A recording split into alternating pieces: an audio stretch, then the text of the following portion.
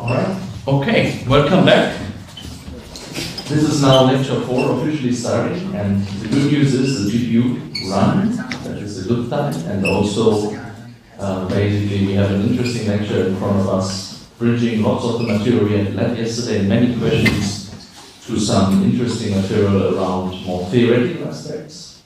However, in the meanwhile, while we do all the theory and you listen a little bit to my considerations around regularization and validation, one idea is to really get practical with this kind of little grid search. I will explain what it is, but over the day we will basically fill out this kind of table together and we'll find out why it's so hard to get all the hyperparameters basically for the kind of deep learning networks really fixed and to a good representation with good accuracy.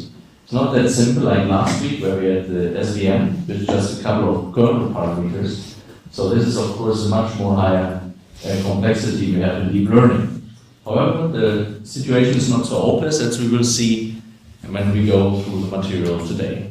So in between, really use the GPUs, look at QStat all the time. If there's a problem with scheduling or there's a problem with errors, just raise your hand and the gentleman in the back will help you with the continuous submission. Right, and then we will also start some new jobs, but I will make the case where and when.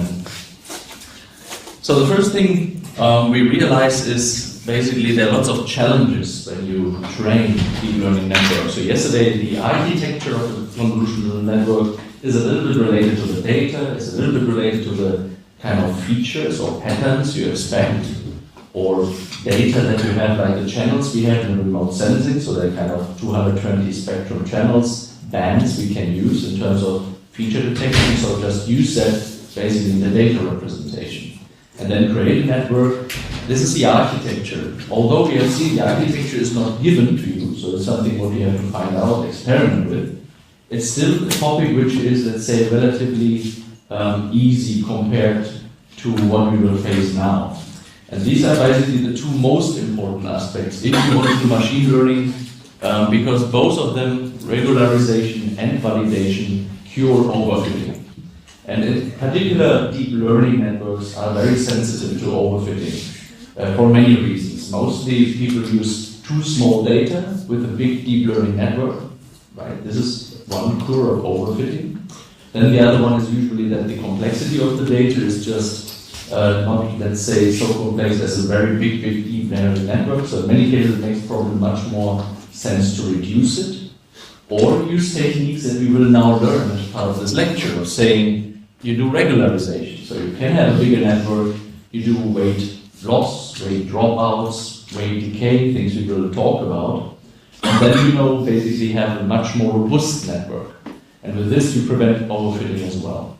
However, the key challenge that we will take away today in the afternoon and in the weekend is, in the end, we need lots of computational power to set the parameters right? And this could be regularization parameters we will learn here. So what is the real dropout weight we're going to use? That is basically one that we have here. So it's a kind of percentage you ignore randomly, so to speak, some of the neurons in the forward and backward paths from a specific percentage, 10%, 20%. The rule of thumb is 20% up to 50%. But this is of course something which no one tells you and guarantees you that this works well with your data. So the other challenge we have then, we can combine this of course with others like the L2 regularization. Who knows L2? Okay, yeah. Some, but not so many. It's good that we go back to the theory today and really explain a little bit what regularization and validation is.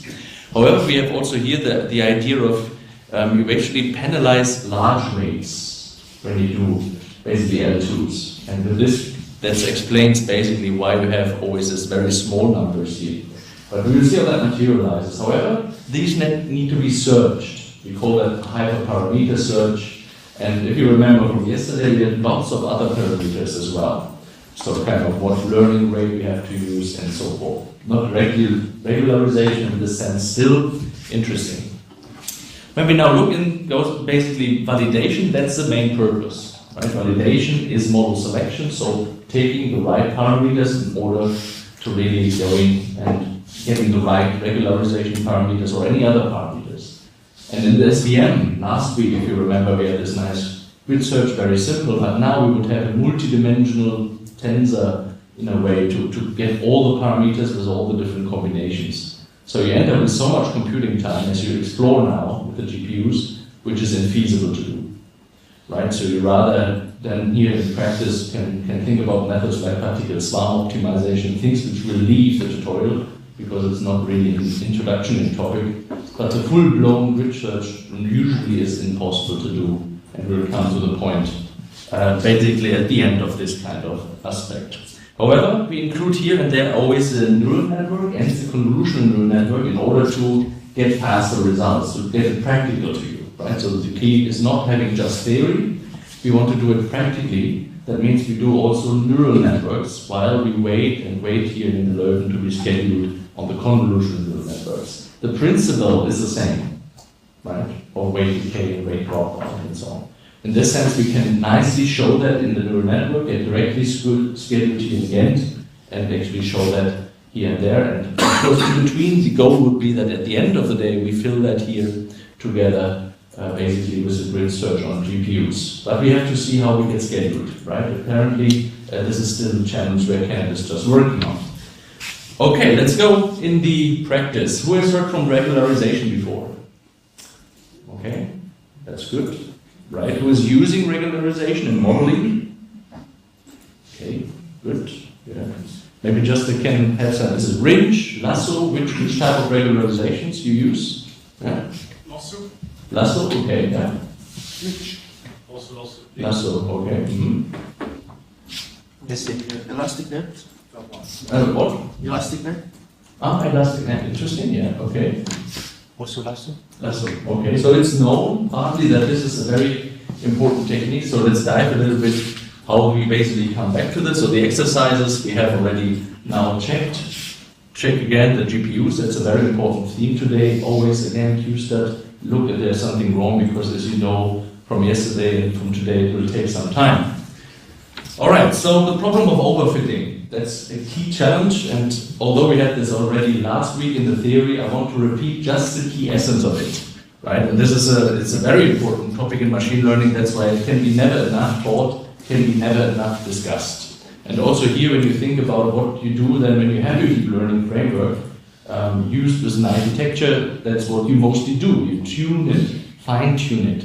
The architecture description is basically relatively easy to create, but then you really have to fine-tune all of this data. So why we have to do this? The best explanation is basically that we, in a way, with overfitting, fit some noise in the data, right? And this is a kind of different types of noises which are around in the data that can be differently characterized, really. And here you have an example of a very simple function, for instance, right? If you now put a neural network with lots of non-linear decision boundaries on it, just to have, let's say, this polynomial approximated, you will end up like this, right? You have a kind of very much interesting function that is extremely highly overfitted. And this, of course, gives you bad kind of out-of-sample performance when you think about that this is a decision boundary before, and you want to, kind of predict this is blue, this is red, or whatever, basically of times of problems you have. It is a very highly likelihood that you basically get off, wrong results here. In this sense, the perfect fit that we basically see in sample, right? This is standing just for the error in sample on our data set. What we do in training. This is data we have, we do training, we knock that down over time. That is what we learn in the statistical learning theory and so on. And the problem that we will face is as soon as we see unseen data, right, then suddenly the accuracy is by far lower. A little bit is always normal, right? But when it's dramatically out of scope, of course, this is a key problem. So this is something we always face in all the machine learning problems. Nothing very much particular to neural networks, right? And there are different methods how to basically prevent it. And usually it's a very hard thing to do because the exact timing when it starts with overfitting is just unknown, right? You can just put it in the theory a little bit of saying at that point in time where the in-sample performance goes down, but the out-of-sample performance goes up. The problem is we don't know that really. Right? So this is a key problem, that this unseen data that we will get in some time when we deploy the model is not yet known. Hence we use a validation set to estimate this thing that we will experience in practice. That's why there's validation. However, we also realize when I train very long in the data, you will see that there are epochs in your neural network. We have lots of epochs, and basically you will be already by far finished, and you continue doing this here and there, you overfit as well. On the other hand, if you cut off the epoch, and that is what we tried in one of the neural network, in one of the practicals, we have less generalization or bad generalization. It's also not something what we do or want to do. Right? So the key point is really finding that sweet spot in a sense where we can say, well, it is like, just the right model for our training set, and we can say generalizes still well, yet not overfitting. Hence, this is a very time-consuming activity. Lots of work goes actually into that to actually get that done. And the two general approaches basically to do this are categorized in a way like regularization on the one hand and validation on the second hand. And they relate to each other. It's not that you can live with one and then skip the other one. They usually go together in order to prevent, or as we often say, combat overfitting. Right, so the model relationship is a very interesting one as well. So this is something what we yesterday also had. Someone remembers with the neural networks. What could that be when we think about having, model complexity going up? Any idea? Yeah? Adding more layers or more neurons per layer? Exactly, right? We have this perceptron, 92%. Then, we knock down the error sample, and we have seen with our tested model for the students, very nice. Now we added 2 hidden layers, fantastic results. Actually, we are kind of here, we knock down again the in-sample error. Higher accuracy, also in the test set. And one of the learning experience today will be in the neural network just running it, adding 2 more layers, for instance 4 layers, and you more and more come to the problem that you have a model complexity which is by far too much for this type of data, without using regularization, because yesterday we didn't use that, right? So using regularization can be then a bit different. But this is a kind of aspect which helps. Another one is, of course, using early stopping, as we will discover also today. But here it's really not really clear for us what training time in terms of epochs we really can cut off. Right? There's another basically practical around that. And this relates a little bit to the Wapnick-Chervonenkis analysis of perceptron as a very small VC dimension, as we call it, the degrees of freedom of steering the parameters.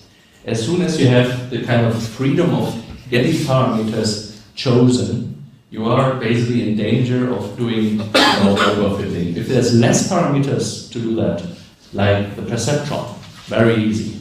Or the support vector machines are also not so much, let's say, a model which is, like overfitting, or will basically go into overfitting very simply. But artificial neural networks and deep learning especially are extremely, handled with care because they have a very high VC dimension. And this is something which relates to Wapnick-Chervonenkis, dimensions, statistical learning theory, things we have discussed last week. I will not bring today, but always think about the more parameters you can choose, the more difficult it will be to combat overfitting. And this is, of course, related to the model complexity in many cases. A neural network is a much more complex model than the simple perceptron, and in a way, if you now look at a deep learning model, also much more difficult than a support vector machine with some kernel method. Right? Although you could go very sophisticated with the SVM and kernels, we see that the hyperparameters in neural networks are quite challenging. And now going from that to deep learning just opens the door of lots of problems. So what was one of the, let's say, helpers in the neural network, especially in the convolutional neural network yesterday, where we said it helps at least a bit with overfitting. Remember, convolutional neural networks have a nice property that about the many weights you have normally in a neural network. Okay, yeah? Weight sharing? Exactly, right? Think about that. You have lots of parameters you have to choose, the weights. right? And this is in a neural network always fully connected, which means lots of parameters. However, the convolutional neural network has now this nice property that per feature map we share the weights in order to detect features, which means you have significantly less than dense connected.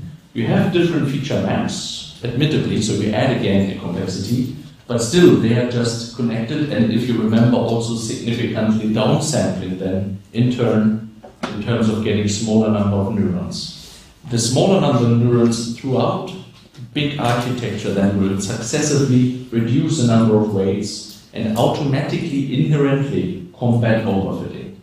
So in this sense, that's why they are so successful as well. They don't need necessarily our work that we do now. They already have something inherently which makes them very good of saying, we have this property of combat overfitting.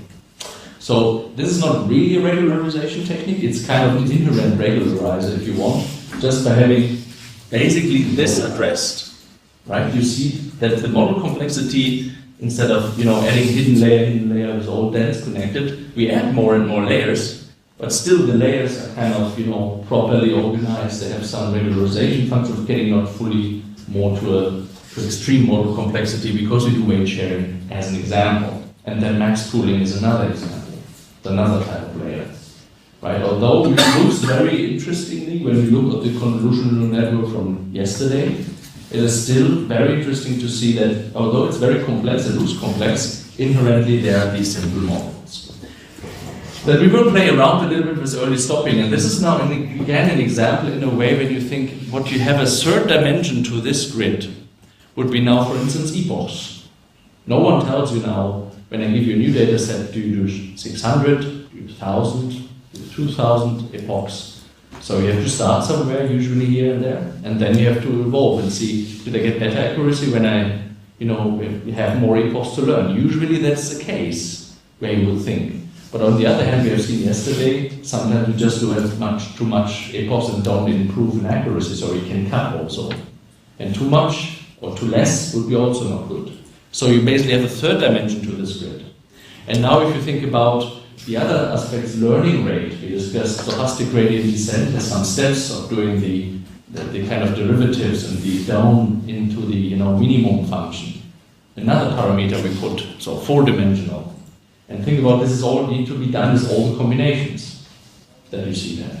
So more and more you can imagine getting all the regularization against each other, checked will take lots of computing, and that's probably also sometimes very feasible. However, it makes sense to combine them here and there. It depends on the data set. Some are like would be just using perhaps one kind of regularizer and it works well, and for some reason the other doesn't work well, but it makes also sense to combine them here and there. So it's an interesting aspect, and basically the relationship we explored yesterday already, that the model complexity is a very key thing in this overfitting as well. And now basically the example that you should try out while we talk a little bit more is basically this kind of problem we just discussed in the question, where you have more and more hidden layers. We have lots of weights, you see that here. All of this is unknown to us, so we have to basically all learn that in learnable parameters. And this is, of course, a key challenge. And this is our degrees of freedom that I discussed with the model complexity. I am free to add more hidden layers, right? So I think by now you get the arrow, and this is, of course, a higher model complexity. However, you should do that yourself. Right, and think about Ghent now, not Leuven. We don't do GPUs now. So we move back a little bit to the neural networks because it's the same concept that we will do later on in the GPUs, but we just don't have time enough here now on the GPUs to do that. Right, as I hear from Kenneth, the most are scheduled right now. So please go in the code that we had about the hidden neural network and just add 2 more layers to basically this kind of problem that we had. I will demonstrate it here in the start, but I guess by now everybody gets the message and can do this on his own. Just do that now, and then we will actually look a little bit more what is now the noise in the data and so forth.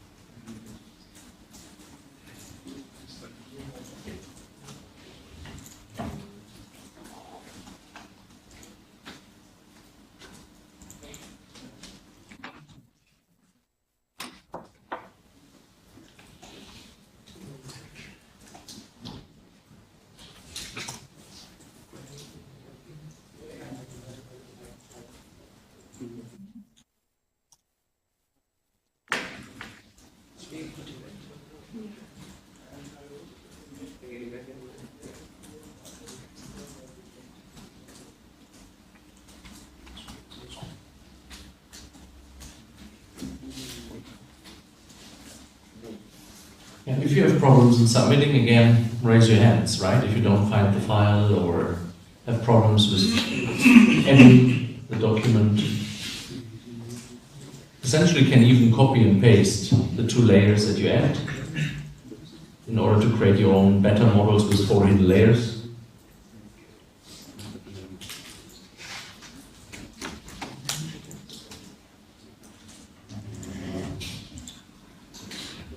Remember to swap to cluster GoLab before you submit, if you log in and have been previously in Leuven. Now we're going to Ghent again.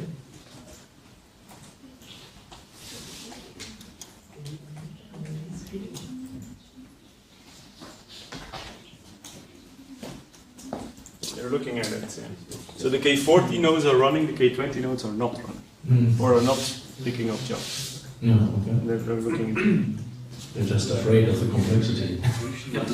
So, who here has now a job actively running on the Leuven nodes? 1, 2, 3, 4, 5 people, 6 people?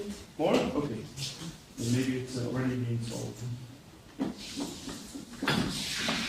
There's a couple of the GPU nodes that remain free for some reason. They're looking in.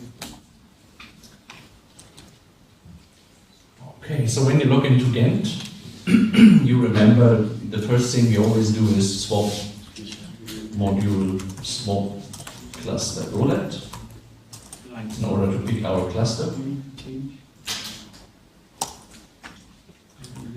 Once done so, we should look at one of the job scripts, and you can say one good idea of doing this, let's say as a demonstration, would be keeping the files separate. So what you first maybe consider would be, as an example, you do UC hidden that we had yesterday from the Python script, and instead of this, you probably just copy it and make hidden 4, right? Just to indicate that you now have 4 hidden layers and keep it in a separate file. As you know, we in high performance computing or here in the parallel data mining, we always have a job script, so it makes sense to keep that in parallel as well, which means we look at the one that we use for the job submission, use that one and copy as well, and indicate, you know, like that this is a hidden 4 job. This is not a requirement, but it's something like we would say consider a clean way of doing parallel computing, because otherwise you run into the problem more and more that you have more and more job scripts, more and more data in terms of Python scripts, and you don't really have an overview anymore. By the way, this can be removed, unimportant. But all you need to change then also is, of course, in the job script, just this indicator of the Python script that we're going to use, which is one part. And then when we go now in the more interesting thing about the keras, we said like the first thing we're going to do now in this particular exercise is thinking about these layers. And I think it's very obvious what you have to add in terms of getting just 2 more layers, right? You see, it's very easy to do. Just add again, of course, after this one, perhaps it's a better thing to do. Add here model, add dense, exactly, number of hidden. And there's also something what you could of course change. So you don't need to have always a number of hidden neurons in each of the different layers actually put the same way. You can steer that. And in a way that's again a pointer to model selection, where we have to find out actually what is now the best model for our problem. And no one really tells us now what I did, or basically with you yesterday, of reducing this a little bit to 64. Again, we use a rectified linear unit, but there might be problems in data where you can perhaps run better with a sigmoid or another activation function. So it's something also where you have to think about the data. You can now steer how your model looks like. It's just like in the last years, the rectified linear unit as an activation function has become somehow attractive and mostly works. Right? So again, you would consider this as a rule of thumb, but not as a mathematical law that you necessarily always need the ReLU. Because here you see you have to be very careful in any typos, because that would be not liked. And then you just add another layer to the problem. And of course, our goal today is not anymore just getting better accuracy. Here I want to make a certain point, right, of showing what really overfit means. For instance, if you have a model complexity much higher than our MNIST actually requires, and we don't use any basically regularization with it, we just use these 4 layers. Perhaps a quick check from the parameters, it always makes sense. The number of hidden neurons is now 64. We leave the epochs and the batch size for the moment, that's okay. The validation split is also okay. Right, so number of hidden. Right, so the interesting thing is we have a new reservation. So if you remember, the one in Leuven stays constant in the GPUs. Here in Leuven we have a new reservation in QSub, right? So you don't just submit the job like this, and I'm searching the history for this reservation, like this one. But remember, it's a new number today. What number is it actually? 390. 390. Okay, just one more. That was an easy one. Thank you very much. And now we don't want to have the CNN. We stick a little bit now with neural networks, but it carries the same essence that I want to show. It's just more easier to understand what regularization is about and stuff like this. Right? So basically we use now QSAT and use the job script we just actually created for 4, which is not here in the list, but we know how it is. It's this one. And this should basically work if you've done modules for cluster GoLab, and should be scaling very soon because we have the reservation. And if you remember, this is more easier now for us because it will not take like the whole time that we have for GPUs, or you basically have now free cluster, where otherwise in learning you wait for the GPUs of other jobs to finish from the other people. As in the moment we have just 5. Okay, so this is something, please observe that. While I continue speaking a little bit, you will see it's already running here, for instance, as an example. If you want to know more, QStat-R tells you a bit more what's happening, elapsed time, and so on. So this is really not to make the point that this will increase our accuracy. So please don't be disappointed when it comes out with an accuracy lower. And actually, yesterday people tried that already here and there, so I talked to some of the people already about that. And of course, that's a quite interesting thing just to look at, that this is really true, because it reflects directly statistical learning theory. There's more complexity, but we've shown that here's complexity. Anyway, let's look a little bit more where this comes from. And this kind of is inherited from 2 types of noise, really. If you look at what exactly noise is, we have to shift the view a little bit. So the thinking of how the data is really generated, right? And this is a kind of, let's say, a kind of theoretical assumption now. Let's forget a while shortly about this kind of target function. Let's shift the view a moment to the data itself, to the number of the samples, and then we can look a little bit more where is, noise in the data set, which could be different types of noise, which I will explain in a moment. So one of the first one is perhaps the best now. When you have measurement data and so on, you will see basically some devices like here. These are good examples, like floating devices in the ocean, and where over time there's sometimes biofolding. So over time you measure, and over a year more and more, biofolding takes place, and the measurements gets more and more noisy, right? It affects what basically is living, so to speak, on these floating devices in the ocean. It's just one example. Or other sensors that over time, get their measurement results not anymore as accurate. So this all contributes to some noise in the data, unto the point, of course, where you have even outliers, right? Which means they're very far away from what you measured before. And this is a kind of conventional understanding, really. What here is kind of the stochastic noise. It's in the data, and it's hard to get rid of it, because in a way we want to find patterns in the data. But if we find patterns in the data that are related to noise, then of course it actually affects our search for pattern or finding a pattern. So noise brings us off track from pattern, so to speak. In this sense, it's a very problem that we have to look at. But in many ways, you would see again, when we don't see the data by heart so much, if there are measurement errors and they fluctuate, right? You could see that if we have a simpler model that is not following each of the fluctuations in the measurement, but stay a little bit more calm, not a wiggly curve following all the different measurements error, rather a smooth curve, you can see that over average of all of them, you would say you have a much better model. Right? And this is a kind of idea that is against regularization and stochastic noise in this perspective. You don't follow each of the different noise elements in this part of measurement errors. You take a much smoother approach. And this is also established by Occam's razor. That is a kind of established phenomena in machine learning, saying simple model better. When you start off doing a very much wiggly curve, it's alarm bells, just cut it and do a much more simpler model and it will better work. Generalization, right? And this is of course a very important aspect. We are interested in machine learning people not to reproduce the signal. We are interested in machine learning to get a decision boundary saying in future points we want to have things right. That's for instance the difference to some of the statisticians we work with. They want to reproduce what's there in the measurement to understand probability distributions and so forth. That's not our goal. Our goal is to get the out-of-sample performance right with the model we learn from previous data. It's machine learners. So there's a distinct difference here.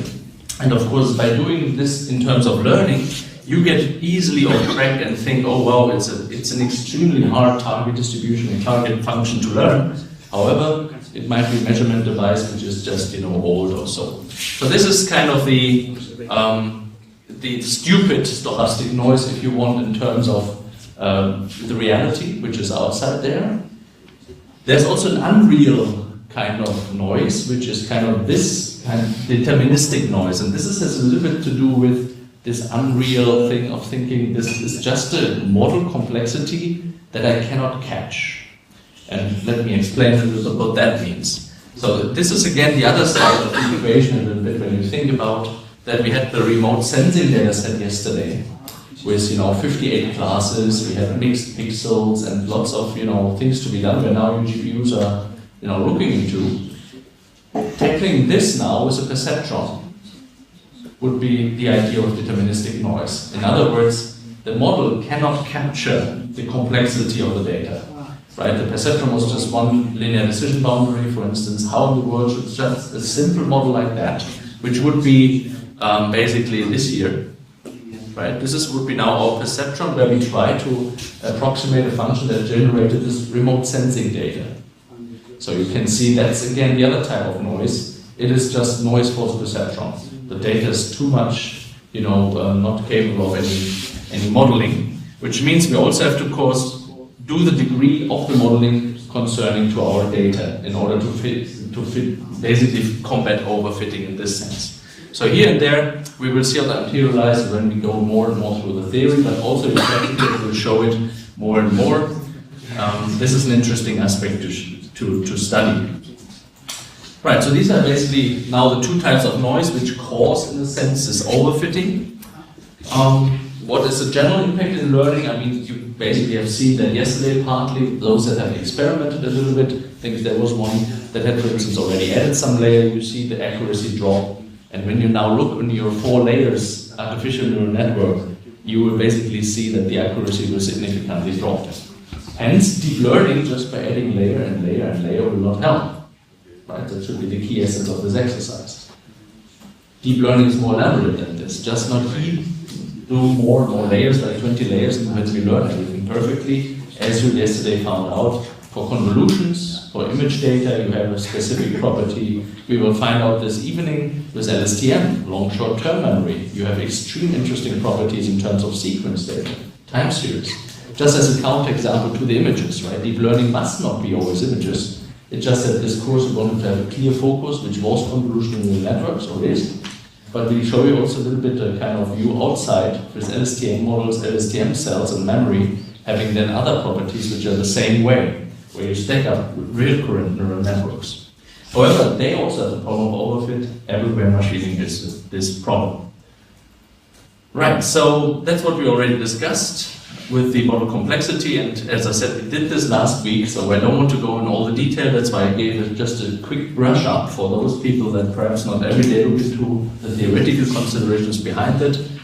Now, the two solution methods we have are regularization and validation. Hence, we want to try out this a little bit now in the practicals. What we do? The regularization is mostly interpreted in penalizing or putting brakes in learning.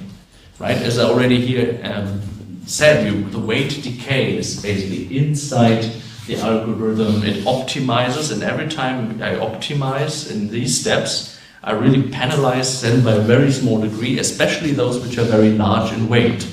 Right? So this is something where it learns very well, but then I have a regularizer saying maybe you learn too well, your weight is too strong. Let's go a little bit back, because you may be fitting just a noise by this strong signal to the weight. Let's go back, and this explains in lots of zeros here, right? It reduces the kind of very strong weights for a while. But of course not constantly, so that's something what we have to find out, what would be their good value. So this is one part of it, so we're putting the brakes in learning, early stopping, as I said already, was one cure, reducing the epochs, or as we will also find out, dropout of just ignoring randomly some of the weights. And if you think about this a little while and compare it now again with our convolutions, it's very similar, right? If you think now about the weights and the feature maps, in a way, you just ignore everything which is a non-feature. You strengthen the feature map, you strengthen the weights on that, but with a kind of dropout idea, again, it's inherent in this network that it automatically ignores which not in the feature space. So you would have indirectly, again, a kind of regularizing that. So this is more theoretical, where you think like each of the different optimizations that you have a kind of loss function, as we discussed yesterday, the mean square error, cross entropy doesn't matter, and you would add now the penalty, right? You would add the penalty of the kind of regularization step. We will see how that materializes later on. However, for the overview, the counterpart then is a bit more practical, systematic, right? Which would be this, for instance, as a very, let's say, simple, trivial approach for model selection. We just pick two parameters where we think like there's maybe a game, where we can find some, winning value, and we actually work on the model selection here on a validation set. Hence, we have to look a little bit on data contamination, data bias, and so on, which we'll do in the second part of this lecture this morning. However, to get the practicals going, we also want to do some real work in Keras, and Keras supports different regularizers. It's actually Hinge, Lasso, the people that just talked, they had already given some examples what you can use, and they're implemented. We use here in the tutorial the dropout, right? That we said you can steer a little bit how much percentage you really want to drop out, which is largely the left side. Here you ignore really in the forward pass, in the backward pass, or back propagation, temporarily, right? Randomly some of these weights from being updated and from being used as a signal. In other words, you don't listen carefully what the signal is, right? You take it a little bit more relaxed, that's the regularization approach, and say, we don't listen to any signal. There might be noise here and there, so if you have a smoother approach to live setback, then it will be okay. Because through all the iterations, we do batches, right? Batches, epochs. The signal will come through. If it's really strong, it will find the way. But just because there's a couple of strong signals, doesn't mean necessarily that it's really a pattern, it might be noise. And with this you combat this behavior, right? So this is something what is drop out in a sense. So here the regularizers are more elaborate, because they are part of the optimization process in itself, in the formula, in the loss that you basically compute. So this is usually something where you then have to change the formula and so on inherently, so they have to do this. We are very lucky because they already implement this. So we have here the hinge and the losses of L2, the lasso basically given, and you have to steer them basically now with a kind of factor parameter to penalize the weights during the update process. That means you don't ignore the weights like dropout. You use the weights, but you penalize especially those which are large, which is the other part of our part, for instance, in the L2 here. So that is nice that Keras supports this. Make sure when we use it today that you import them also. You have to import them via regularizers. And then the interesting thing is they're just put to some of the models. So it's not that we need a regularizer, as I said, in this sense, very specifically standalone. Why not? Any idea? Right, they're part, basically, of this particular layer that we have. When you think about dropout, it's differently. It's a complete layer on itself, just letting some of the weights not really through. Right? It's like a virtual layer in between the models that we really have, the neurons, but we say just of the, it's a filter in a sense. Filter was a bad word basically here, because we learn filters also in deep learning, but you basically have not the way through. That's why you basically use a complete layer here for dropout, and then regularizers are much more, related to a complete, kind of layer that you have. Also for the understanding, it makes sense to do that, so that you have always a connection, where am I with the regularizer. Hence, this is Keras, and now the interesting thing, we can do that ourselves. And we'll demonstrate it a little bit in front. But to get some of the theory we just discussed in your brain and to really see the results, we do again some runs. Again, with the kind of aspects we have here. So the first thing would be just use the same one we had with the 2 layers now. Come back to the good model, right? With the 4 layers was just play out to understand the theory better. So the 20 epochs were of course now interesting in terms of underfitting, bad generalization, right? If you do just 20 epochs in the 2 kind of layer approach, then we're going to see probably a difference. Yesterday it was very good accuracy. When you do this with a 20, please do that now, right? It's just changing one of the parameters. But when you have done that, basically we will see in the output it will not train enough. Then basically switch back to the 250 epochs.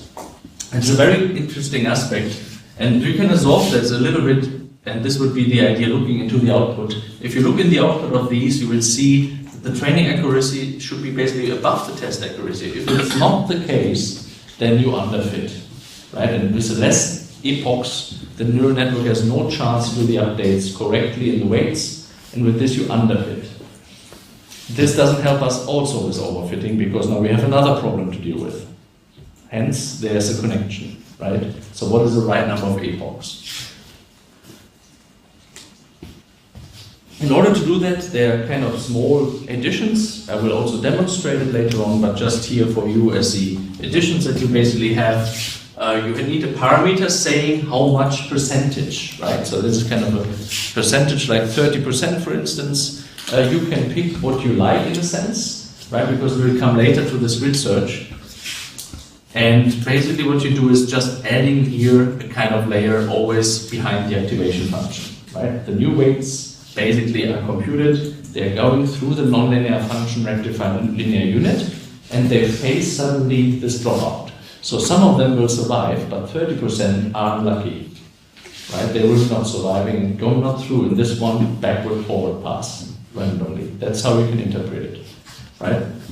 This is always where, in a way, we have a new signal. If you do it forward, right, we have an activation function, nonlinear, the ReLU, and all the weights that basically then coming out of this from this layer will be unfortunately not all surviving, just the number of them. And this is something what you again have to find out. It's not something I say now 30% is really the rule of thumb. Some would say even 20% is rule of thumb. So perhaps if you start, usually sometimes like 20-30% would be okay. By the way, when there are questions, please feel free to ask. Right? So there's no problem. Also raise your hand. I think we have time enough today to do the practicals, to go through the material, even with the GPUs. Taking a bit time, we can make the same points in the neural networks. They're the same way. Good. So please do that now. I will demonstrate that again, right? In order to do that, remember cluster Mode, right? That you have to do this there. Not in the GPUs. GPUs should now be solved. Sorry? GPU problem should be solved. Okay, good, good. Yeah, we will use, of course, for this interesting research and later on, the GPUs. Right, so in between, you probably should check if your job is ready. Oops. Here it seems to be the case, so let's look at it.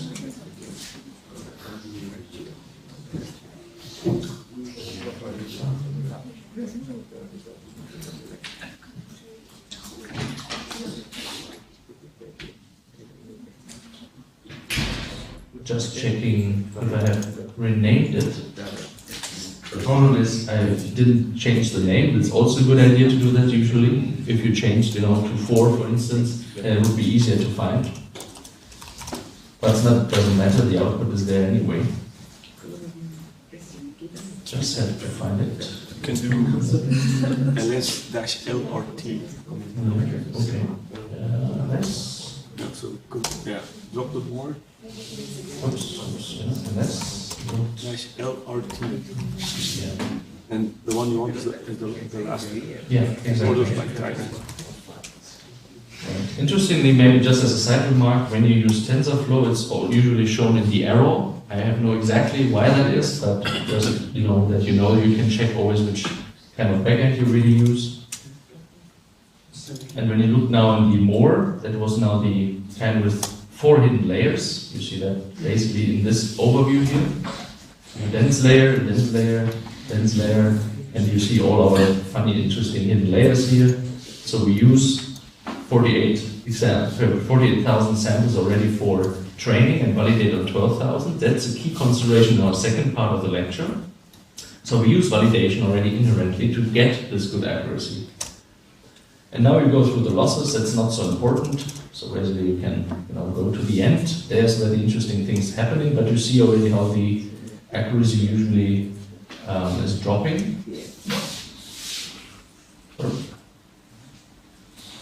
Yep, so let's see that. So this is a test accuracy still, let's say 69%, and we had 97 or something like this, 98 for the neural network with 4 layers, with 2 layers, and 99 was the CNN.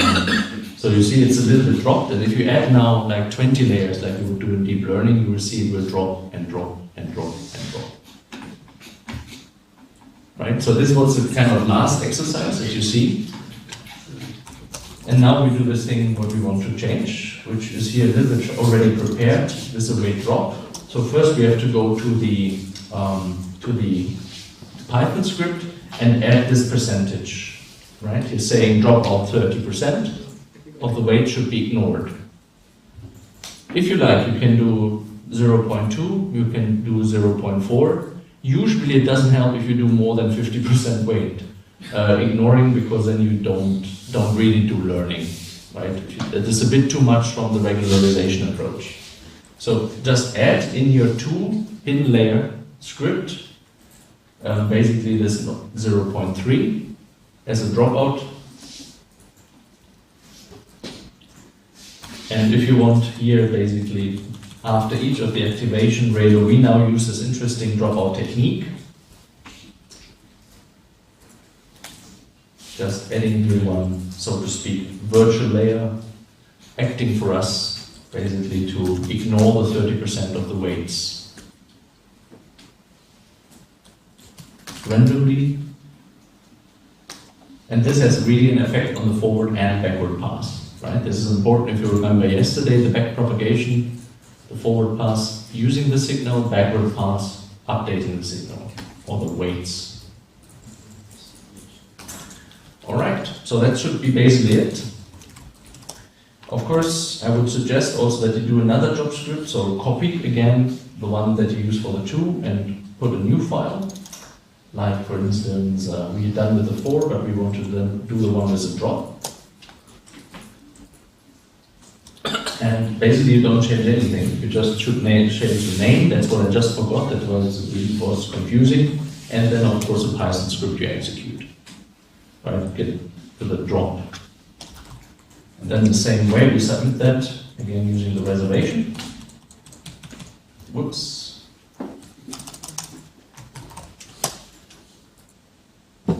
And we'll see hopefully that it will be soon scheduled. In the meantime, we can do another interesting part of the theoretical assumptions.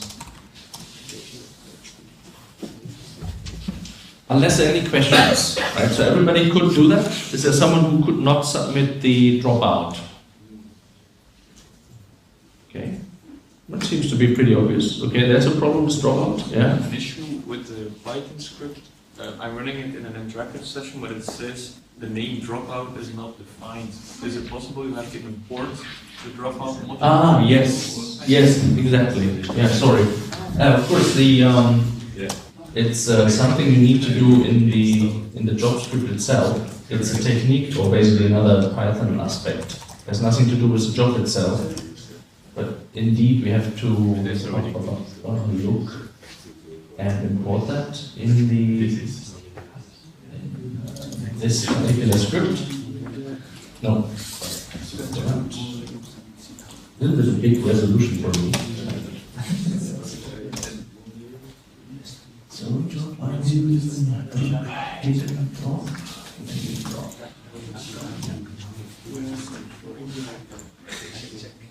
indeed, yeah. I think I forgot to mention that. So from Keras, I have to look on it on the slides, I think. But this is my model I use, so this is probably also wrong, so let's check. It's probably just in the layers, no? Layers.core? I assume, but I don't know exactly. But we have a slide about it, I just remember this. Yeah, I added this in last minute because we didn't have the GPUs, so I thought it's a good backup plan to have something like this. Yeah, it's part of layers, yeah. Let's drop out. But thanks for the hint. So, of course, when you change the script, again, it's important that you include here layers, import, dropout. That should do it. In order to get this actually integrated, and then that should be really the only aspect you need to change. And of course, with this change, you need to resubmit again. Otherwise, the other Python script will be probably already used.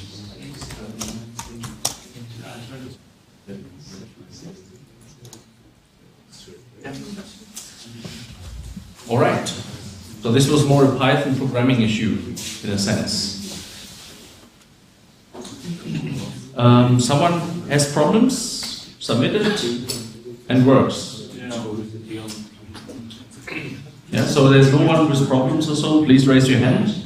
If in doubt, we have people that could help you here. Okay, it works well for everyone, so let's go ahead then. No, there's someone on the left-hand side, I just see. Okay, yeah. Now the job is running, that's very nice. But we also need to go ahead to learn a little bit more about a different regularizer that we will try directly afterwards.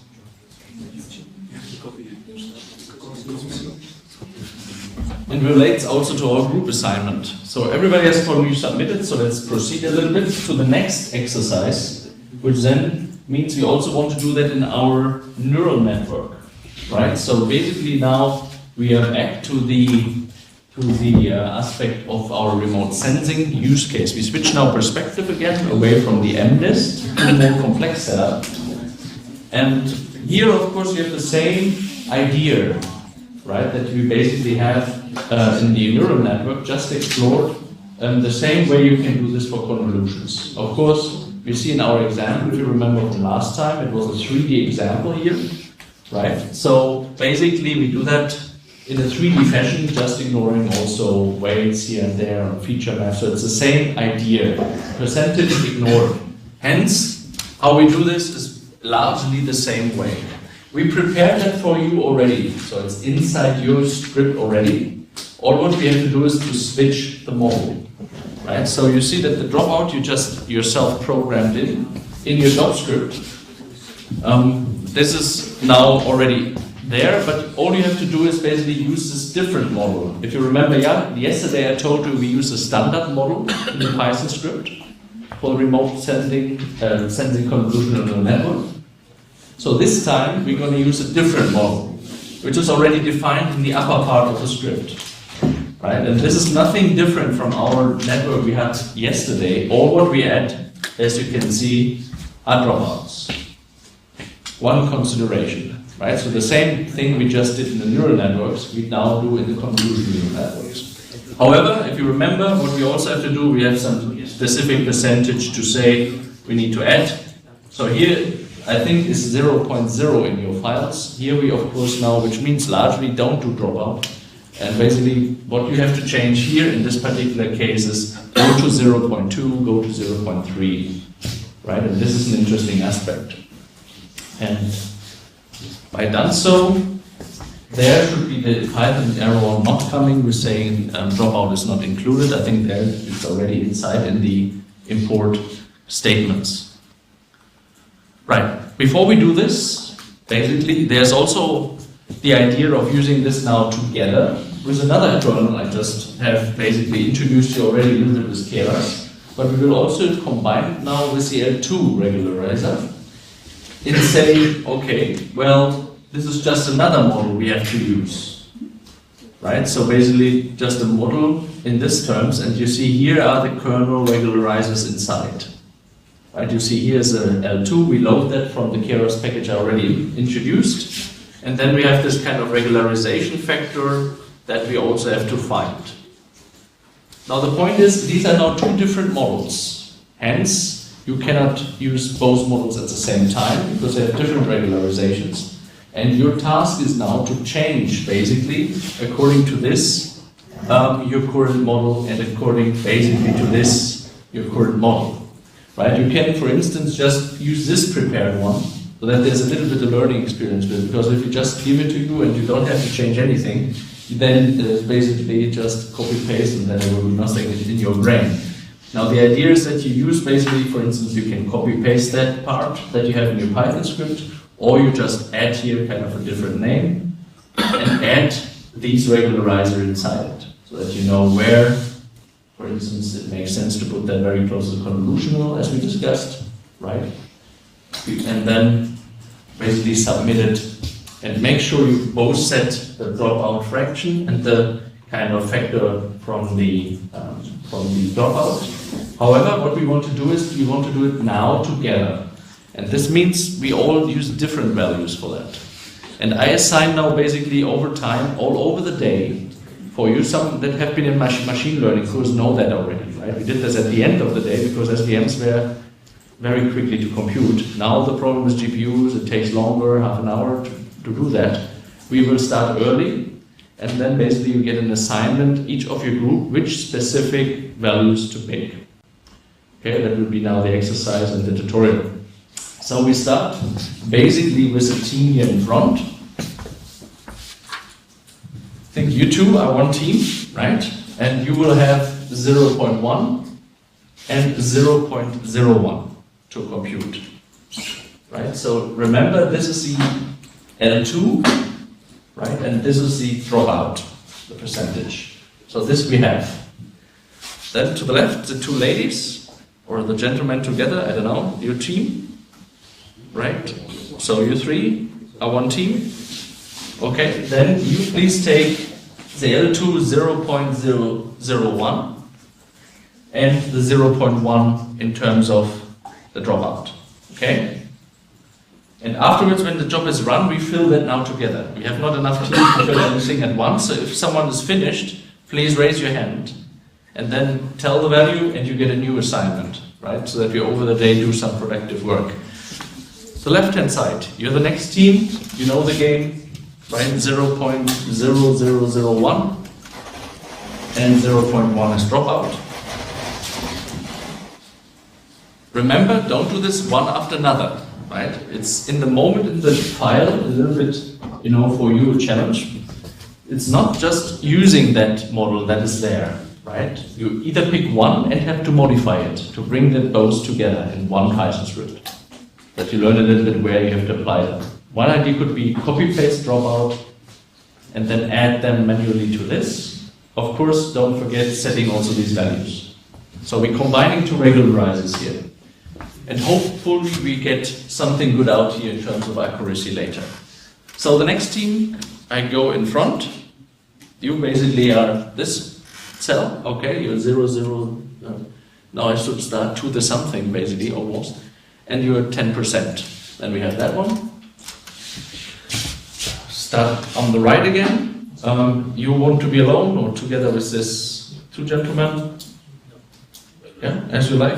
Yeah, okay, so all three together. You are basically starting new from the next line. You basically start at this particular parameter in 0.2. Then the next two gentlemen together, this cell 0.001 and 0.2, and the two gentlemen there together, you two, one team, this parameter set in 0.2. Going back on this, you two gentlemen, right? This one, 0.0001 and 0.20. Yeah. I hope I wrote it big enough that the later ones can really see it. Okay, so you are, how we get you four together? From my perspective, you're all four together, but do we have the team like 2-2? Or how you work? No? Okay. So you want to be alone, for instance? I'm talking to the lady? Yeah, exactly. That's okay? Okay, then you would please doing the next line, 30%, and this one. Right? Let's see if we get some good results out of it. The two gentlemen or three, I don't know if you're one team or you want to be alone. Two teams. Okay, so you two are together? Okay. Then please this combination for L2 and the dropout 0.3. Then the one gentleman, right? Have you? Exactly. You have been also in the machine learning course, I remember, right? So you know the game. At the end we get the results. You're responsible for that. And that's with 3 zeros, right? Sorry? 0.001. Yeah, you're this one, 0.0001 is yours. Combined with 30% drop. Right? Then we have the next two gentlemen, right? You both. This one's, perhaps it's good to note that down so that you don't remember also. And the 30% accuracy, dropout, sorry. Going back. The gentleman with the GPUs at home, you probably can do that much more quicker at home. But let's get in the group spirit. You maybe form a team, you two, if that's possible. I think then you basically have 40% drop and the 0.01 in terms of regularizing here. Going through, you two together, right? Okay. You have 0.001, 0.001 and 40%. Then I go further, the two gentlemen on the corner there, yeah. You basically pick this parameter value and 40%. Okay. Then going back to the other side, there's just, are you two together or, yeah, okay. You two together, please pick this interesting value, 0.0040 zeros after the, yeah, and then the 1. And do we have another team there? Yeah. So two teams, are you two together or? Yeah. So maybe you just two together doing one team. And you start with 0.01 and 50 then.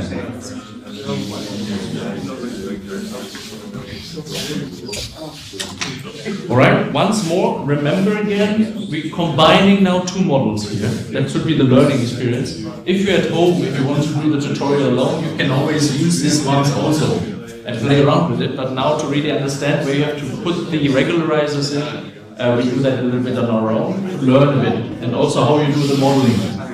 You know, to use a function yourself to do the modeling.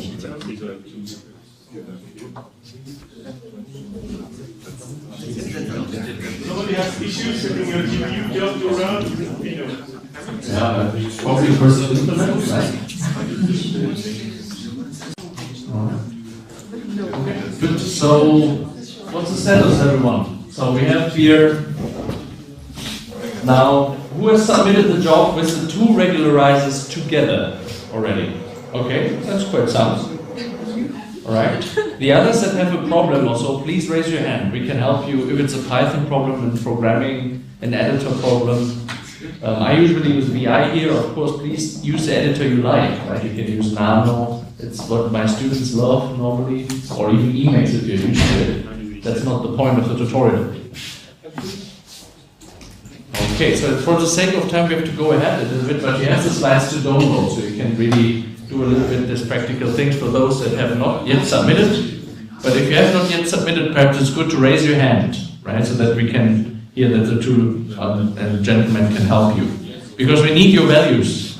We are a team, remember, right? We need your values later on to decide what is the best model. There's no hiding in the class here.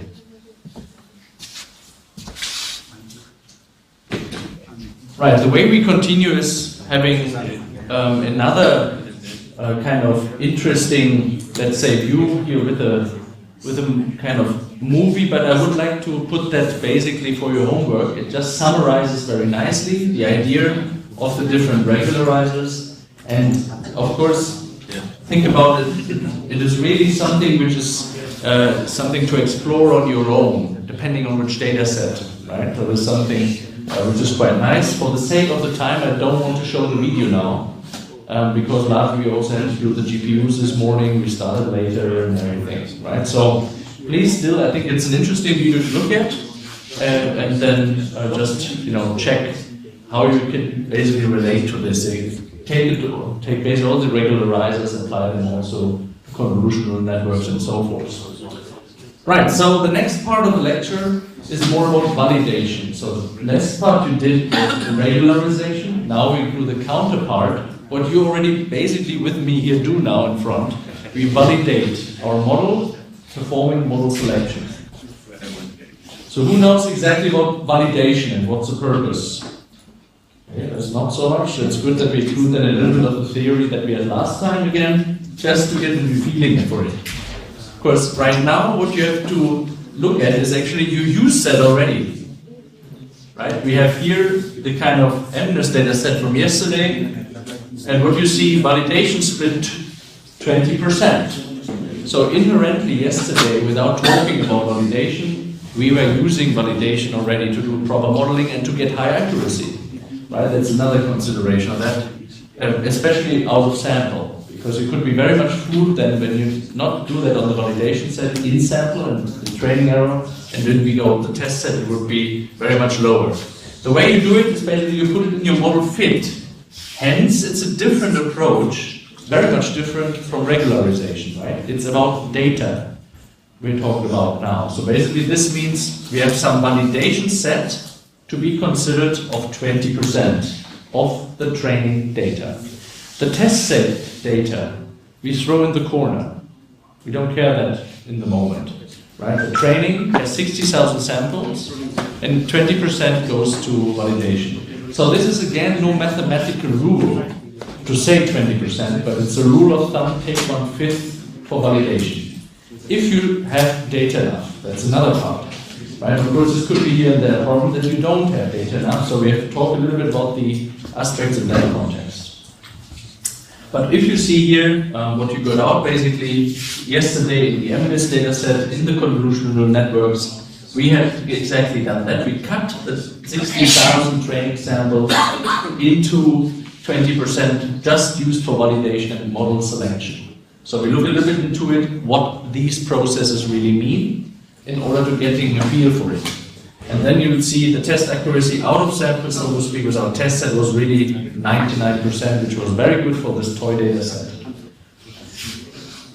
So change the validation to 80% and see what happens would be the next exercise, right? So those of you that are finished now with the kind of, with the editing of the dropouts and everything, the next task is now doing a next script and do this again, of course, in the MNIST on Ghent, right? To save a little bit of time now. We use the GPUs with the dropouts, with the M2 on the GPUs, That's a C assignment.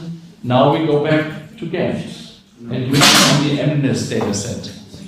Right? Very important. Just remember that. I will make a demonstration in front so that you know what to do, but largely those that are not already how to do it, go ahead and do it. It's just exchanging the parameter from 0.2 to 0.8.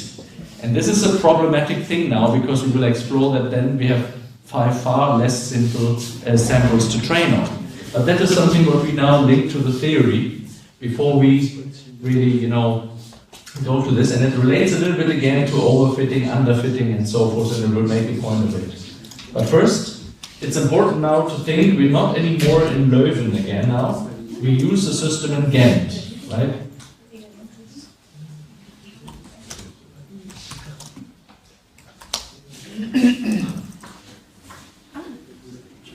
And we use the MNIST dataset, not the remote sensing dataset.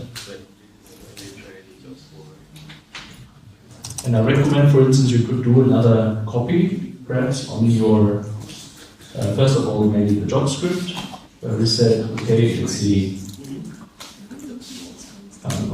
artificial network, the job CNN, and do job CNN val. Maybe put an indicator and say stupid val. Because 80% of validation would be really not a good thing to do.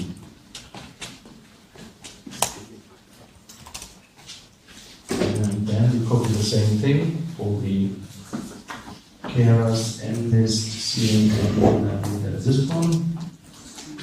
And name it the same way and say stupid val. Now we're gonna change the value in this particular script of saying in terms of validation, we already used the proper one yesterday, which I also would always recommend, right? Start with 0.2. If you have lots of data, of course you can make it a bit better and bigger, but 0.2 meaning 20% of the data is really a rule of thumb you should start with. Hence what we do now is not really making sense. In this sense, it's more for teaching and for understanding what happens if you don't have enough training set to go to. So again, just change this parameter to 0.8. Then the job script needs, of course, relate to this, so we have to edit this as well, the stupid validation here, of saying we largely want to do this stupid val.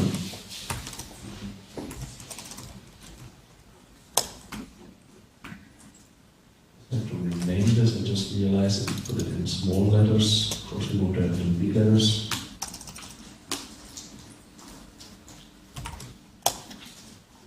And then we use a reservation that we have on the Ghent CPUs, right? No GPUs, Ghent CPUs. And change the job script to the CNN.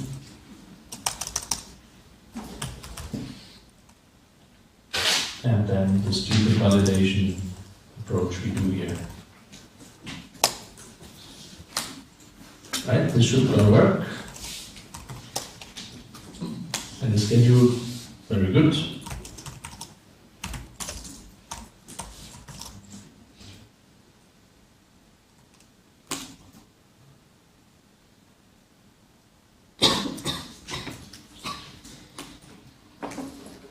Right, in the meantime, our job on the typical weight drop also ended, so we can look at this and see that. Go.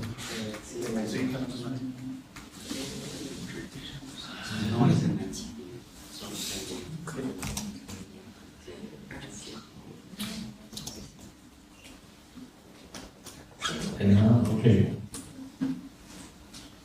That was the error job I just realized, and probably I didn't resubmit it, but who has from you already got back the dropout from the neural network?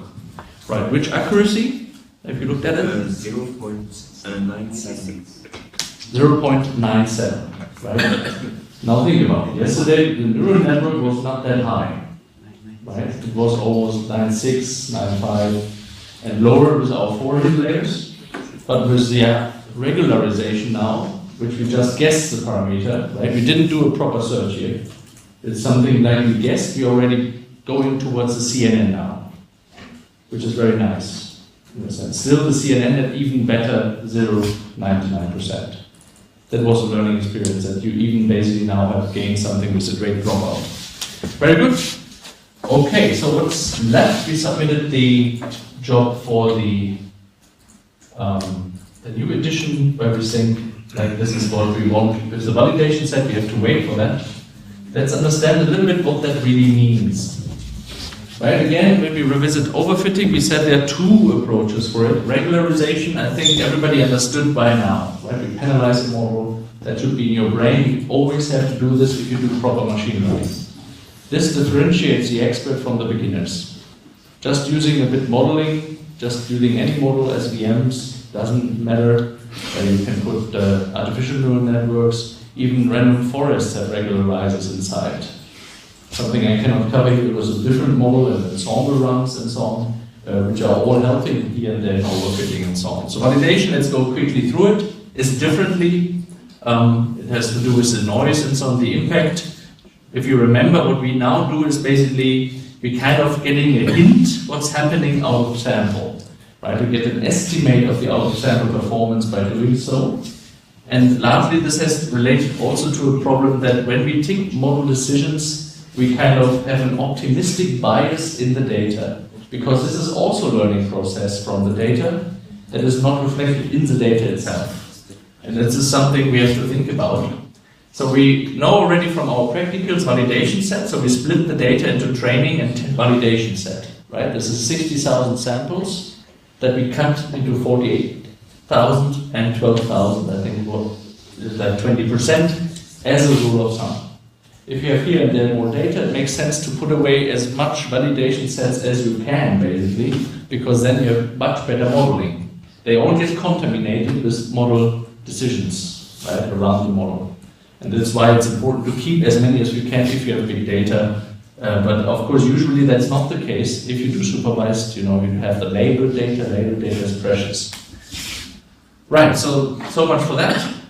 Perhaps as a kind of summary, where you see a little bit where both work on. If you remember the error in sample, we knocked that down all the time of our specific hypothesis that we have in the convolutional neural network now, or basically that we have a new artificial neural network. We add kind of a penalty always and knock that down.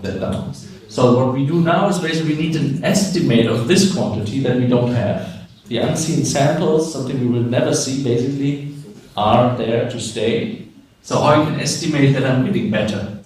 This is something what we call validation in order to get this interesting fellows here. So this is an interesting, different process, and this is a very important point with this. Now the problem that you see, also a little bit now in this K, that we just do and have submitted, right? We now cut away 80% from the training set, so we will hardly have anything to train. So this is a problem now. It's very important machine learning to think about where do you cut here the data. And it's basically linked directly to statistical learning theory I showed last time, Babnik-Chervonenkis inequality. The number of samples really derive the probability of being approximately correct in learning. Right? It was a PAC statement, if you remember, some of you believe that theoretical consideration here out. But it's really an important aspect related to that, because you cannot do PAC learning if you have not enough samples to learn. Right? And we have the kind of Höfting inequality that we then generalize to the Babnik-Chervonenkis inequality and so forth. So this is the key consideration that we have here. However, an estimate we can do here, and in our case, let's say having 12,000 for doing validation and 60,000 here, we still have a test set somewhere in the corner. Right, might work out on this little toy data set. It also depends, of course, what are the things you learn.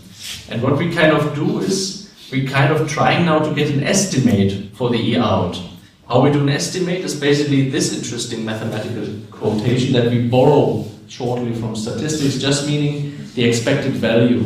And the expected value is nothing else than repeating your learning experiment, as we call it right now. Right? We had this last We a little bit more elaborate, but this is nothing else what we do. We have an expectation, and this is here, if you remember, the mean squared error, right? The hypothesis minus the one that we have in our labeled sample data. We can always compare that against this mean squared error that we have at a certain point, that we of course try to get down. That is our loss function, right? We can have also other type of loss function as we have in the practicals. However, now we try to get an estimate out of that and say, okay, when we do this, what would be on this particular data set, what we will see in the test set. Without contaminating the test set, it's still there in the corner, but having another one, it's very good. And with this, you basically can do can average basically what you assume and kind of doing the experiment large enough. That's very important. Of course, it will not work, this estimate or validation, if you would have just one iteration or one match, right? You need the FOS also here to really do some work in estimating what we will have seen with the kind of validation set. That's a part of this. And of course reflects a little bit to this percentage. Again, if you have too little validation data, your expected value of the auto-sample performance will be very bad, because then it will not fly in the expected value anymore. So hence we need a good validation set of proper training proper samples for validation to get a good estimate of the auto-sample, but we need also enough training samples for training itself to make a statement that we are probably approximately correct, if you remember, right? So we're never 100%, that's clear, but we have this probability bound of saying if we do this often enough, this learning, and we have enough of samples, then we can have a high probability that actually the out-of-sample will follow the in-sample error. Basically, we knock the in-sample down, the out-of-sample error will follow suit, if you remember, based on the statistical model we did. Right, so if people have problems with that to understand, I will really refer you to my lectures last time, which were much more theoretical in the statistical learning theory. It's a key importance to understand these things. Because if you go to a job and don't have these kind of connections, this is crucial. Of course, it's not a point of making yourself all the derivations and doing the math. When you buy a machine learning book, it's now 20, 30 pages, just mathematical formulas. You don't have to pray those. But then understand the links between number of samples and validation set, number of samples in the training, right? This is an important consideration. It's a practical, really, issue that, for instance, sometimes a customer will come to you and give you not enough data, you have to say, no, we can't do it. You say, yes, we do it, you accept the check, and you see then just not enough samples to train on. It's better to say directly no, instead of wasting time with having not enough data. Right, so this is a practical consideration. How it works now together, I think we already know basically from our work from the practicals. It's just more a summation. You know already we have the whole data in the 60,000 samples that we have in the pot from the training, and we cut some of them basically for a validation set. Right, this is the 60,000, here we have just 80,000, here's 12,000. Now I can do different hypotheses on that. And you know already also this, we have done it yesterday, right? We used the perceptron with 20%. We used the neural network with 2 hidden layers, another hypothesis with 20%. We basically use now with dropout, another model, right? It's another kind of hypothesis that we have, again with another estimate also with 20% of the validation set. With this now, and this is the key aspect, so I need your attention. We pick, and this is loaded, if you pick or decide on a model selection, if you now really say, for instance, this model that we have is dropout, 98 or 97%, very close to this convolutional neural network, let's pick that, then this one is basically contaminated. It has an optimistic bias having learned. It's not the machine that learned, we learned and picked the best model. And this is a problem that the machine cannot catch, right? Because we did a decision for the model. It didn't learn on itself. And this is now giving an optimistic bias, and this is something which you have to consider always when you do model selections. It will be here and there just a couple of percent optimistic biased, right? It will be always higher reported in the training and in our, let's say, model development. And when we go out of the practice, we will see a drop in accuracy, like 4, 6. In the remote sensing data set, we have seen that last week also, as an example in this SVM case. And of course, you can reproduce it here yourself if you want, of doing, you know, everything without a validation set. You can set at home 0.0, right? And then you should pick a model and you will see that the accuracy will be different. And you basically can always increase the accuracy. Once you pick the model, of course, you throw everything in the pot again to train. Hence, the optimistic bias is a little bit inside. And last week we had the cross-validation as a cure for that. Here, it's really something where we just pick aside completely this 12,000. So, in the learning of this is kind of the optimistic bias, but we don't touch it. The training will happen automatically. Hence, what we do here differently than last week is we get here already the trained numbers using the validation set. The last time we did the cross-validation runs, it was just the cross-validation runs, the estimated accuracy, if you remember. We didn't train afterwards. That's what we should have done, but we have no time enough, you know, to do all the practicals then at that point in time. This is very theoretical partly, but it's a really practical concern, unfortunately. You will see really the accuracy that it matters. We've done it numerous times with datasets, surprised how the optimistic bias is always inside. So I encourage you to try it out. Now you have the computing power, you can do that, you know, for instance, later today or tomorrow. I think the reservation will stay a little bit. And then just try that out using sometimes validation data or no validation data at all. You will see then when you do the test considerations, there will be a difference. Right. Any question to this? Regularization, validation. That should be two concepts very clear in your mind. Every machine learning course need to cover that. If they don't cover that in the future, where you go? It's not a really good course, unfortunately. It's two of the main considerations in machine learning between beginners and really that one will be something in practice using this. Okay? Right, going once, no question, feel free to ask. Twice. Okay, if that's not the case, before lunch I just want to stimulate you basically and encourage you to still do that what I'm talking, but you also see the validation in a very systematic manner that we wish for in convolutional neural networks. Let's switch perspective to the one that we had yesterday, right? The one that we had is a full-blown data set. It's not a small data anymore. Now we get sophisticated 58 classes and so forth. That would take us 12, 13 hours of the GPU, right? Even, I think the gentleman that did it at home is one GPU, it also was 12 hours. 11 hours and 56. Yeah, 11 hours on one GPU. We used the one in Leuven with two GPUs, and they're K40, so older ones, and it would taking 16 hours, just that you get a feeling for it. So the complexity is much harder in compared to your little ones that we kind of prepared for you, right, with the 16 classes. So, but still, the key message to take away is really, these are all options in your model, right? You can say how many neurons should be in the dense connected and the fully connected at the end. You can say which activation functions, maybe the tanh or you do sigmoid would be better than rectified linear rate. Right? These are all rules of thumb we use. The validation set, 20% rule of thumb. No one says this is true. The epochs, maybe we can, you know, improve by doing a bit more epochs, a bit more training. That could be also helping. The batch size can here and there influence part. The learning rate has direct consideration with the SGD. Right, so maybe we miss some good points by being, you know, having a learning rate which is too good or too bad. So things we have to consider, that all of these are now validation entities you have to kind of pick and do your modeling on.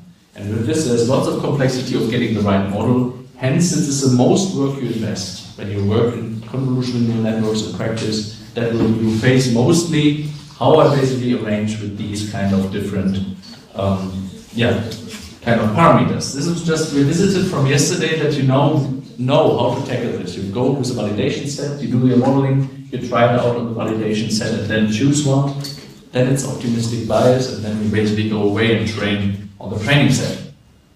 Right, so much for this. Maybe a little bit for the group exercise. I guess everybody is still scheduled, right? When we look on the exercise here. Has anyone already results on the grid? Right? So I think the most probably are still scheduled in the GPUs. That's why we did it before lunch, not like last time after lunch.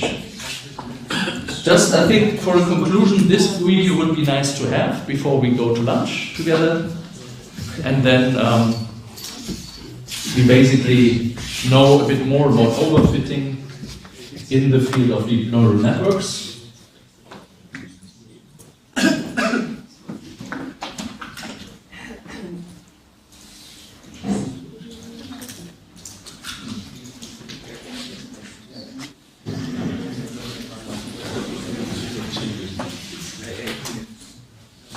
Learning, we often encounter classification problems. Dear fellow scholars, this is 2-minute papers with Convolutional Neural Network. In machine learning, we often encounter classification problems where we have to decide whether an image depicts a dog or a cat. We'll have an intuitive but simplified example where we imagine that the red dots represent dogs and the green ones are the cats.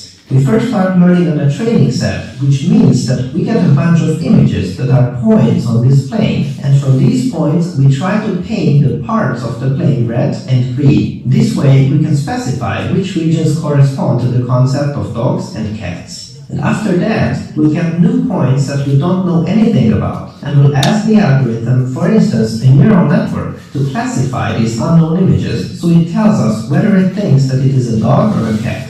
This is what we call a test set. We have had lots of fun with neural networks and deep learning in previous 2-minute papers episodes. I've put some links in the description box, check them out. In this example, it is reasonably easy to tell that the reds roughly correspond to the left and greens to the right. However, if we just jumped on the deep learning hype train and don't know much about neural networks, we may get extremely poor results like this. What we see here is the problem of overfitting. Overfitting means that our beloved neural network does not learn the concept of dogs or cats, it just tries to adapt as much as possible to the training set.